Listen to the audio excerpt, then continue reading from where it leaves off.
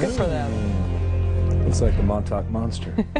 Is it a build-up now to the next Persian Gulf War? A new report says the oil-rich country of Kuwait is now activating its emergency war plan, all in preparation for a possible confrontation with Iran, one of its closest neighbors.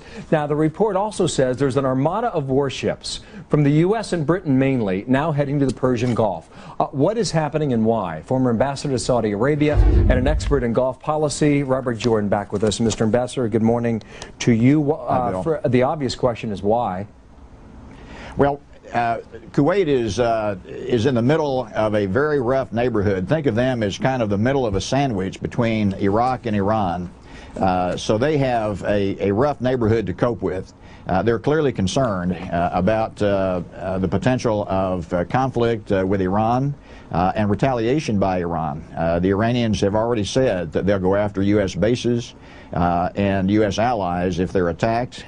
My guess is even if there's a blockade, we'll see something in retaliation by Iran. Well, let me stop you there. The blockade we'll get to in a moment. You were just in Kuwait. What were you hearing there? There's a lot of concern. They, on the one hand, don't remotely want Iran to have a nuclear weapon. That's a nightmare for them.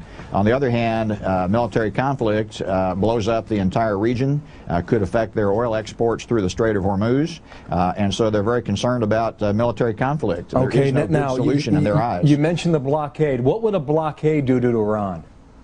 Well, Iran imports virtually all of their gasoline. They don't have any real refining capacity. And so even though they have lots of oil, they have to export it and then import refined gasoline to come back. A blockade of their oil or their gasoline imports would effectively devastate their economy. They couldn't survive economically without gasoline. And so that's perhaps one or two steps down the line, depending on how the sanctions efforts go. Okay, now, some have suggested this might be merely a drill, or it could be the real thing. What is your sense?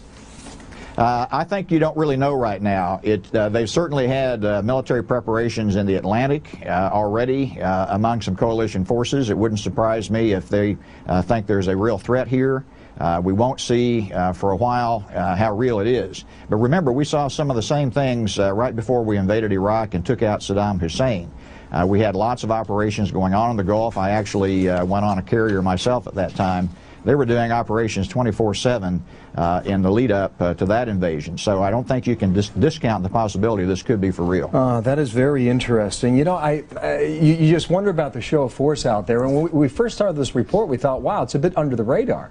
It did not get the amount of attention that you would normally. Is there a reason for that?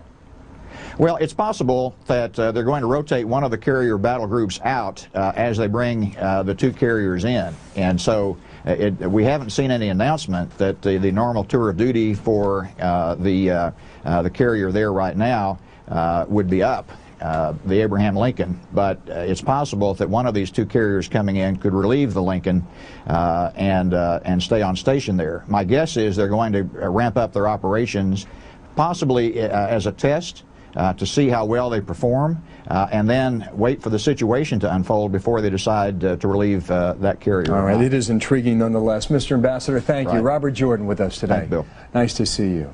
All right, what you think?